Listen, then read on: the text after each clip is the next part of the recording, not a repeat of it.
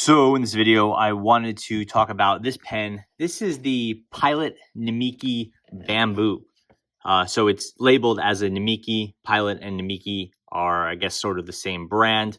Sometimes pens are Pilots, sometimes they're Namikis. This one's called the Namiki. The brand itself is called, or the pen itself rather, is called the Bamboo. That's the model of pen. It's a little bit confusing if you were to search for it online because Pilot makes a bunch of pens out of bamboo, like it's a material they use, the way they would use resin or maple or whatever. So if you start Googling around for Pilot or fountain pen or Rollerball bamboo, you're going to find a bunch of pens and you're probably not going to get to this one. But it is a cool pen and it's sort of a historic oddity, which is no longer made. I kind of looked into one a few months ago, so I've been playing with it a lot and enjoying it. So I figured it'd be a good fit for the channel. This is the Rollerball version. The pen is also made, or was also made, in a fountain pen. The fountain pen is much more desirable, so have not been able to secure one of them, at least not for a reasonable price. So that's still on hold. The pen was sold in at least 2 different versions that I've seen. This is the resin version, so it's a high-end plastic. Pilot likes to call it resin. There's also a rhodium version, and that is it's kind of fully silver polished, and it looks extremely cool, but they're quite expensive. I haven't seen one sell used for under $300. Sometimes people are asking $600 or $700 for it, so I've not picked one of those up yet. The pen itself, I think it was made around 2004, 2005, and made through maybe 2013, 2014, right around there.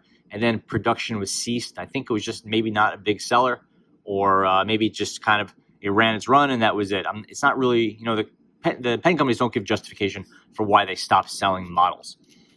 You could see that it's not made of bamboo, but it's shaped like a piece of bamboo. It has a very natural curve to it where it goes out, or it goes in and then goes out into a wider point, and then it goes back into sort of a natural looking bamboo type appearance. It has a very curvy, I would say, natural look to it. Even the clip is curved and has that sort of bamboo vibe to it. It has a peaked cut right here, which I guess is supposed to evoke bamboo as well. And that's mirrored on the back here. Very heavy duty clip, full piece of steel. I think it's steel. It's hard to say, but it's heavy and it's really well made. It's spring loaded. It's really classy, and it's just really well done. You see the Namiki logo there. At least I think that's the Namiki logo. And then you see some markers there. It says Namiki Rollerball, in case that wasn't obvious, made in Japan. Here we can see a close-up of that sort of set of seams where like the 2 joints of the bamboo would meet. It's really, really quite well done here. And then that little ring right there is what separates the cap and the body itself. The top and the bottom of the pen have just the resin there, nothing there, just the polished resin, and just a kind of flat piece. They don't really do anything and make it hollow or anything the way a piece of bamboo would be. There you see that as well. It is a screw-off cap, as you'd expect from a pen of this price range. It does post. Mine's gotten a little scratched up here. I don't know if that's adhesive or maybe the previous owner abused this one a little bit. Maybe it's from posting. It looks like it's from posting, but it's hard to tell. But little bit dinged up, even though the resin seems really nice and high quality otherwise. As far as the section of the pen goes, it's nicely rounded. It's a good size. Again, we see some markings there. This thing just took some abuse from the previous owner, maybe from me. It's hard to tell. Kind of plain looking metal point at the top. It seems like a little bit disappointing for me. They could have done more with this piece right here instead of just being a straight angle, but kind of is what it is. The grip section is not huge. It's a little bit over 1/2 inch there. So it's an okay size, but it's definitely not that big. So keep that in mind if you have larger hands, because really quickly you go from a smooth grip, fully round, into a metal band, which you don't really feel, into the threading for the cap. Then you have a really large step up here that goes from the threading up until the body itself. So here you're fine. As you go back, there's just a big kind of sharp step up, which I would say is, for a pen of this caliber, a pretty significant flaw, and it'll be a deal breaker for a lot of people. If you want to hold it back a little bit, all of a sudden you have a very uncomfortable place where you really can't hold the pen. Plus, it gets really thick at this point. I don't have my calipers handy, but we're looking at something like over 15 or 16 millimeters back here. It gets really wide, and plus you wouldn't hold the pen this far back anyway. The cap screws on with really nice precision.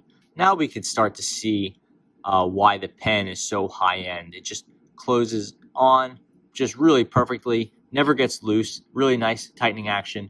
You can see these two sections right here, those slants are lined up perfectly, so it's stopping at a very, very precise point, which is another marker of quality.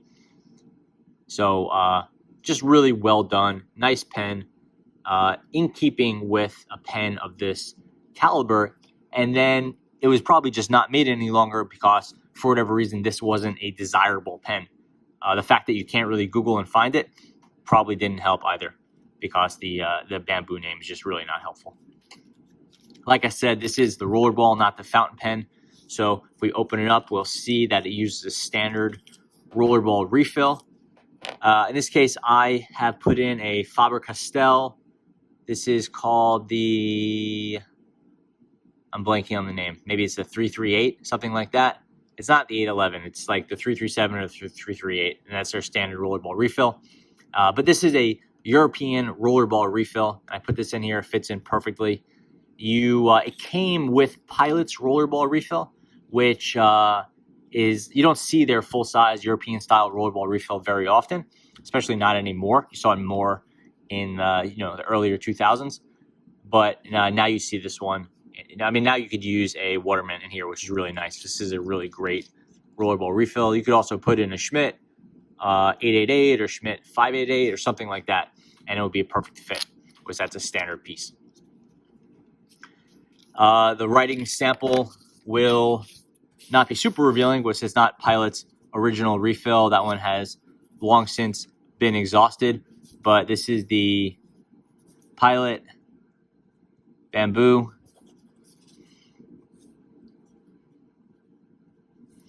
And it's just a really nice Rollerball refill. I like the Watermans a whole lot. So the fact that you can get a great European-style Rollerball refill and put it into a platform like the Bamboo, for me, is really nice. Again, it'd be nice to get this in the fountain pen. I think the pen would really shine there. But as a Rollerball, I find myself using it more often than I perhaps would with the fountain pen, just because of how I've been writing lately. The pen is reasonably comfortable. This big jump up here really kills it for me. It's just like, I like it here, although it's a larger size pen. And then you go back a little bit just because you're not paying attention, or maybe you just grab the pen and you just have to jot down some notes, and all of a sudden you're holding it on this big step. Even if you're here, you could feel that step.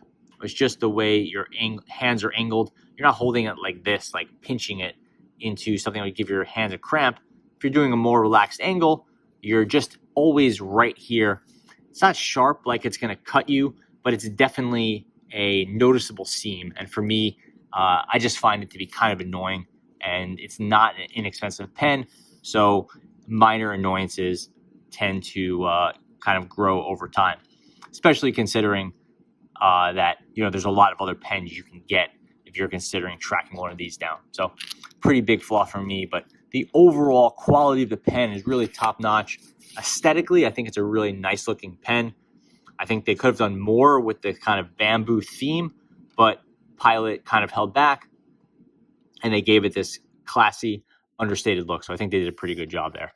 From a size standpoint, it is 1, 2, 3, 4, 5, almost 6 inches long, capped rather.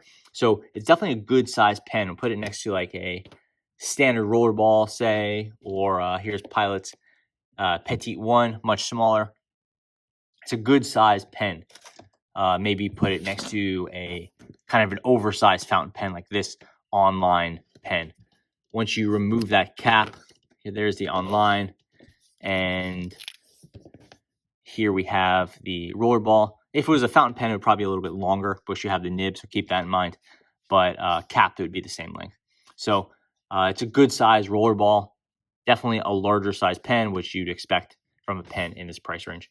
I was having some trouble finding the original retail price, but in 2004, $2005, I think it was around $275. Right now, the fountain pens are going for maybe $200 to $300 on the used market. Rollerballs seem to be rarer, but they'll sell for a whole lot less than that. Probably maybe like 100 and change. It's hard to say. Not enough of them are hitting the market for me to really say how much they're selling for. So that's the Namiki or Pilot Bamboo Rollerball. Very cool historic oddity. Not a pen I would recommend tracking down just because there's not a lot of them out there and they are expensive. And I think it just has some quirks that kind of explain to me why it's not a super collectible pen. But I found it to be really interesting, and I'm glad I picked it up. I'm glad I showed it to everyone. So thanks for watching.